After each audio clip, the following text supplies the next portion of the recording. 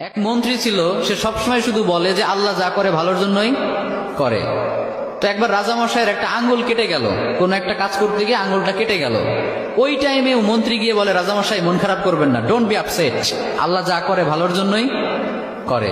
এবার রাজামশাই তো রেগে গেছে যে এতদিন একা একা বকবক করতে কিছু বলি নাই, আমার আঙ্গুল কেটে গেল, এখানে ভালোর কি আছে? আচ্ছা, মন্ত্রীকে এবার বলতেছে, তো আল্লাহ যা করে ভালোর জন্যই করে, তাই না? বলে হ্যাঁ। তো ঠিক আছে, যা, তোরে আজকে থেকে আমি জেলখানায় ঢুকিয়ে দিলাম।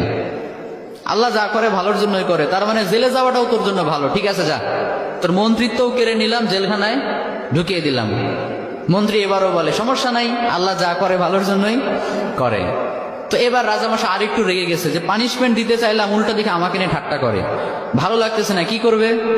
রেগে মেগে কয়েকটা লোক নিয়ে, তার সাঙ্গপাঙ্গ যারা আছে ওদেরকে নিয়ে জঙ্গলে চলে গেছে শিকার করার জন্য।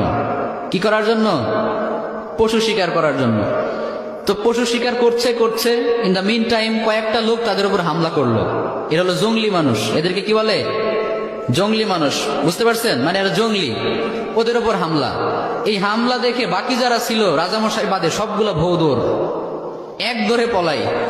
চাচা আপন প্রাণ বাঁচা, নিজে বাঁচলে বাপের নাম, রাজামশাই মরলে মরুক, আমরা বাঁচি। আর রাজামশাই তো সুখে শান্তিতে বসবাস, দৌড়ানোর প্র্যাকটিস নাই। ওই আল্লাহর বান্দা একটু দৌড় দিতে না দিতে ধরা পড়ে গেছে। আর অন্যদের তো হেঁটে দৌড়ে অভ্যাস আছে, ওরা পালিয়ে গেছে। এখন রাজামশাইকে সবাই ধরে নিয়ে চলে গেছে এক জায়গায়। আসলে রাজামশাইকে তারা নিয়ে গিয়েছে জবাই করার জন্য। কি করার জন্য? তাদের বিশ্বাস মতে প্রত্যেকটা বছর তারা তাদের দেবদেবীর উদ্দেশ্যে একটা করে মানুষ উৎসর্গ করে।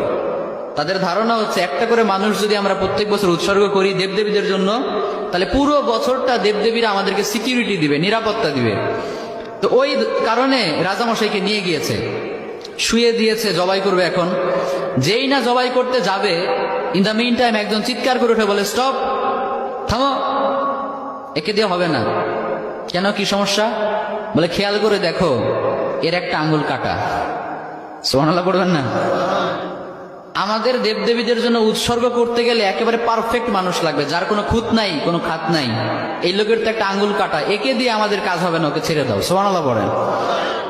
রাজামশাইকে ছেড়ে দিল। রাজামশাই খুশিতে এক দৌড়ে এসে জেলখানায় এসে মন্ত্রীকে বলে, মন্ত্রী মশাই, আপনি ঠিকই বলছিলেন, আল্লাহ যা করে ভালোর জন্যই করে। কিন্তু একটা জিনিস আমি এখনো বুঝলাম না, আমার আঙ্গুল কাটার কারণে না হয় আমি বেঁচে গেলাম, তার মানে আল্লাহ যা করে ভালোর জন্য করে, বুঝলাম। তা আপনাকে যে জেলখানায় দিলাম, এখানে আপনার কি ভালো, এটা তো বুঝলাম না। মন্ত্রী মশাই বলে, রাজামশাই এখনো বুঝেন নাই? আচ্ছা বলেন তো, আমি যদি আজকে জেলে না থেকে বাইরে থাকতাম, আপনি শিকার করতে কাকে নিতেন সাথে? বলে, তোমাকেই তো নিতাম।